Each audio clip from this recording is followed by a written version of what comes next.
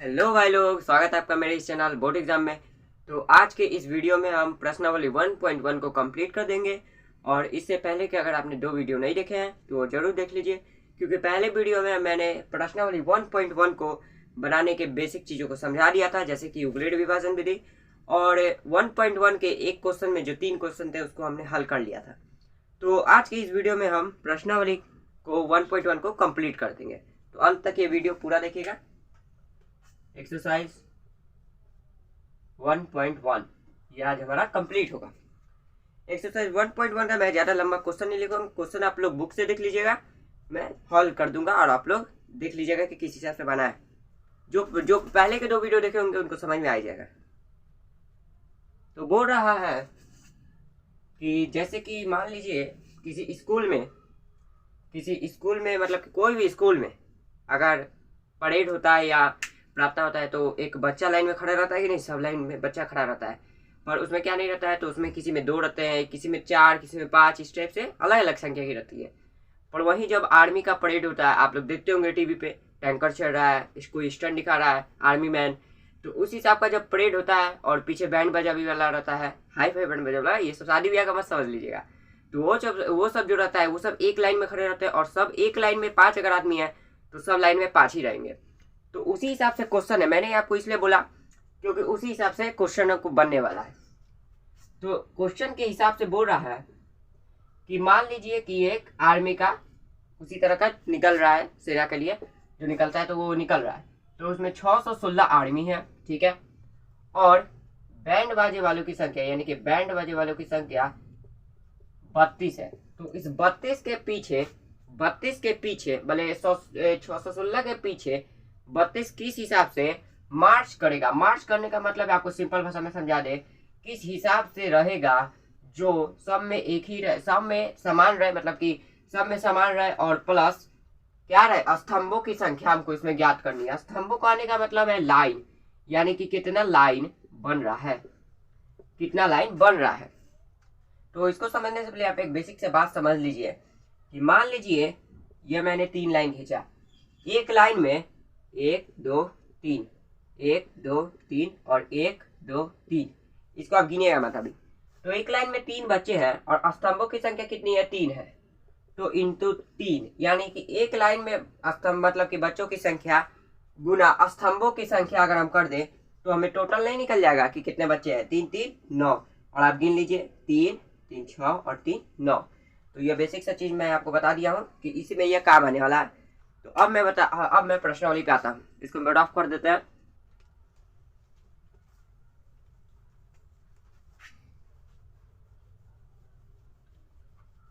तो हमारा क्वेश्चन क्या कर रहा है ये देख लेते हैं। क्वेश्चन वही कर रहा है कि 616 और 32 के पीछे किस हिसाब से मार्च करेगा।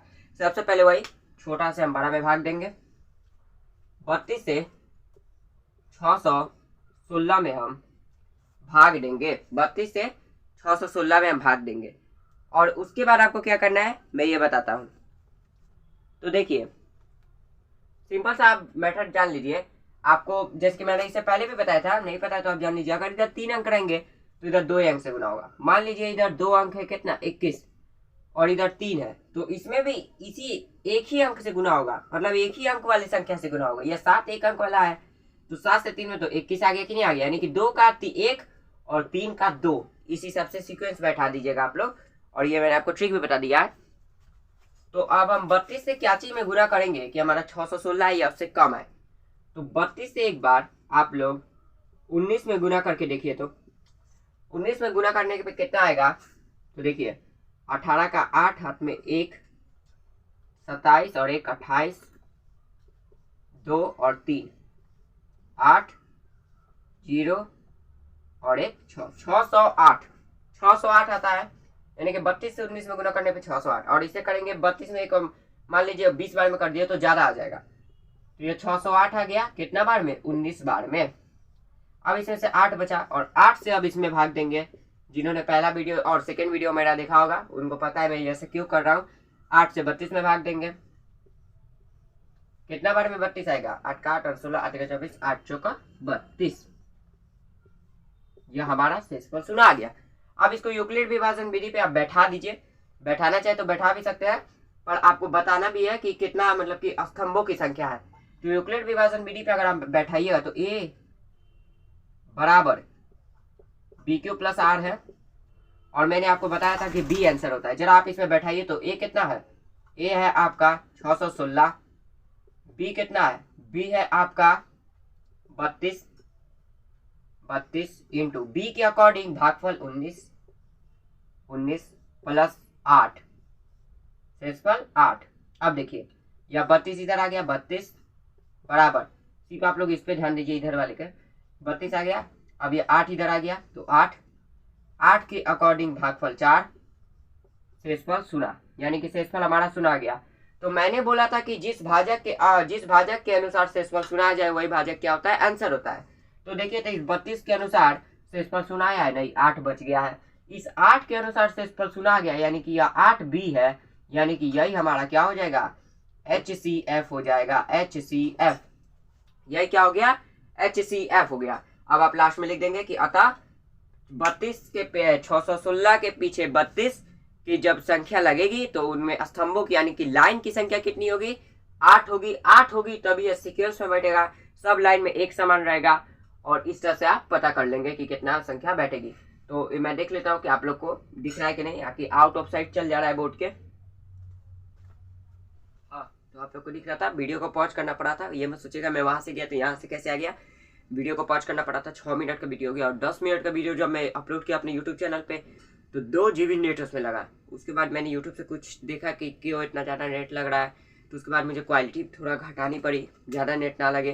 पूरा नेट ही खत्म हो जा रहा था एक वीडियो को अपलोड करने में, और मेरा मोबाइल खुद ही 1.5 GB का नेट का सिम भराया हुआ है, नेट भराया हुआ है, इसलिए मुझे 2 दिन लगते हैं वीडियो अपलोड करने में। तो अब तो थोड़ा सही हुआ है। तो अब यह सेकेंड क्वेश्चन पे हम आ जाते हैं कि सेकेंड क्वेश्चन क्या है।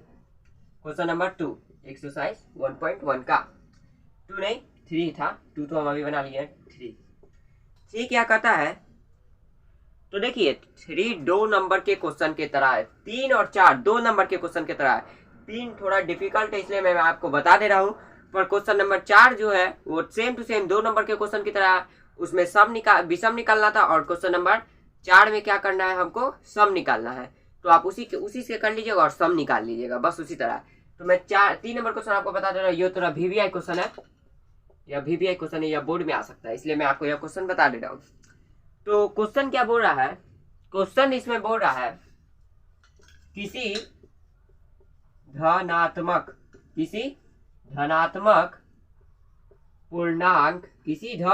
पूर्णांक का वर्ग,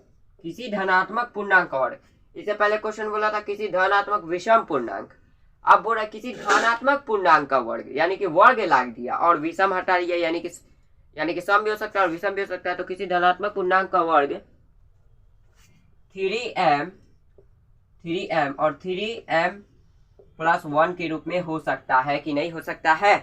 तो क्वेश्चन में आपको अभी कहीं पे नहीं दिख रहा होगा कि भाज्य भाजक क्या है, तो मैंने आपको पहले भी वीडियो में बताया था कि आपको निकालना पड़ेगा। तो आप देखिए इसको, जब आप देखिएगा ध्यान से और इसको देखिएगा तो आपको b का मान 3 निकला हुआ दिखाई देगा, क्योंकि यहाँ पे a बराबर BQ और प्लस R है, a बराबर BQ प्लस R, इधर का R गायब है, ठीक है, तो इधर भी कुछ होगा शेषफल। तो उसी तरह b का मान हमको 3 प्राप्त हो गया। तो आप R का मान किस हिसाब से निकालेंगे, क्योंकि यहाँ पे R तो गायब है, तो R का मान आपको पता होगा b के मान से हमेशा छोटा ही होता है। नहीं पता है तो आप लिख लीजिए कि b का मान से R का मान छोटा होता है, तो यानी कि b अगर 3 है तो R क्या हो सकता है, 0 1 या 2, ज्यादा तो होगा नहीं, यही होगा। तो अब हम 0 1 2 इस पे रख के देखेंगे b का मान को कि क्या हो रहा है। तो अब ध्यान दीजिए b का मान को रखेंगे तो a के भी मान में परिवर्तन होगा, इससे पहले भी मैंने बताया था। अगर हम 5 = 3 + 2 लिख दे, इसको मान लीजिए यह R है और यह A है, ठीक है, और यह B मानना चाहे तो मान दीजिए। तो अगर हम 2 को इधर हम 3 कर देते हैं, 3, तो R के मान में परिवर्तन हुआ, तो 3 + 3 6, यानी कि इस A के भी मान में परिवर्तन हुआ। उसी तरह यहाँ पर भी होगा, तो R का मान अलग अलग रखने पर A का मान हमको अलग अलग प्राप्त होगा। तो इसको हम साफ कर लेते हैं। तो हमको क्या मान प्राप्त हो गया, R का क्या मान प्राप्त हो गया, R का मान प्राप्त हो गया 0 1 और 2।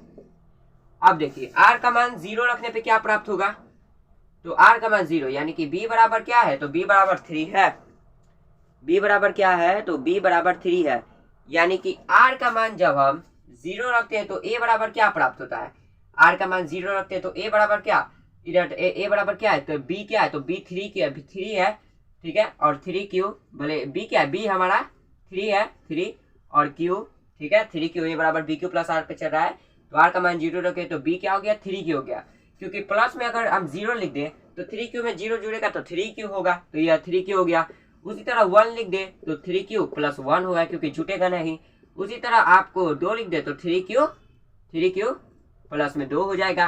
अब बोल रहा है वर्ग, हम निकाल तो लिए, अब उसके बाद बोल रहा है वर्ग करने पे क्या प्राप्त होता है, तो वर्ग जब हम करेंगे तो हम देखेंगे कि हमको क्या प्राप्त हो रहा है।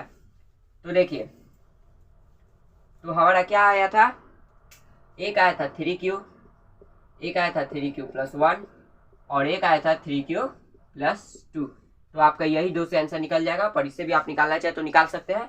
तो आप जब 3 क्यू का स्क्वायर कीजिएगा तो क्या हो जाएगा, 9 क्यू स्क्वायर, ठीक है, 3 का 9 और क्यू का स्क्वायर क्यू, तो 9 क्यू स्क्वायर को आप किस हिसाब से लिख सकते हैं, 3 इंटू 3 क्यू का स्क्वायर। अब आप बोलिएगा भाई आप ऐसा क्यों कर दिए, तो क्वेश्चन में देखिए, क्वेश्चन से ही आपको हिंट मिला है 3m, यानी कि 3 को साइड में करना है, तो 9m में से 3 को साइड में करने के लिए आप बीच में तक गुना छुपा है, तो कैसा कौन सा ऐसा संख्या लेंगे जो 3 भी साइड में जाएगा, गुना करने पे 9 भी प्राप्त होगा, तो 3 लेंगे तो 3 से 3 में 9 और q से q इधर साइड में तो स्क्वायर। तो अब इस वाले संख्या को अगर आप m मान लीजिएगा, m लिख दीजिएगा आप कि माना कि 3 क्यू स्क्वायर बराबर m, जो बोला मैं उसको नोट करते चलिए, तो यह क्या हो जाएगा, यह हो जाएगा 3m। अब 3m आपको प्राप्त हो गया। उसी तरह आप 3 क्यू प्लस 1 में करेंगे तो 3 क्यू का स्क्वायर क्या हो जाएगा, 3 क्यू, यह वाला 3 क्यू का स्क्वायर हो जाएगा 9 क्यू स्क्वायर प्लस 1। अब 9 क्यू को आप क्या लिख सकते हैं, 9 क्यू को आप लिख सकते हैं 3 इंटू 3 क्यू का स्क्वायर प्लस 1। तो आप वहीं पे लिख लीजिएगा कि पहले हमने माना था कि 3 क्यू स्क्वायर m है, इसलिए यहाँ पर भी 3 क्यू स्क्वायर क्या हो जाएगा, m हो जाएगा। तो आपको क्या प्राप्त हो जाएगा, 3m प्लस 1। और आप लोग क्वेश्चन चेक कर लीजिए, क्वेश्चन में यही बोल रहा है कि बताइए कि किसी धनात्मक पूर्णांक का वर्ग 3m और 3m प्लस 1 के रूप में होता है कि नहीं होता है, तो यह होता है। और हमारा वीडियो फिर से ज्यादा लंबा हो रहा है, इसलिए हम क्वेश्चन नंबर 4 को छोड़ दे रहे हैं, क्योंकि क्वेश्चन नंबर 4 2 के ही तरह सेम टू सेम बनेगा, वो मैं आपको SW दे रहा हूँ, और उसका आंसर क्या है वो आप लोग मुझे कमेंट करके जरूर बताइएगा। और आपको यह वीडियो कैसा लगा हो, अगर आपको यह वीडियो अच्छा लगा हो तो लाइक कीजिएगा और हमारे चैनल पे सब्सक्राइब कर लीजिएगा। और जो भी नए बच्चे हैं जुड़ जाइए बोर्ड एग्जाम के साथ। जय हिंद, जय भारत।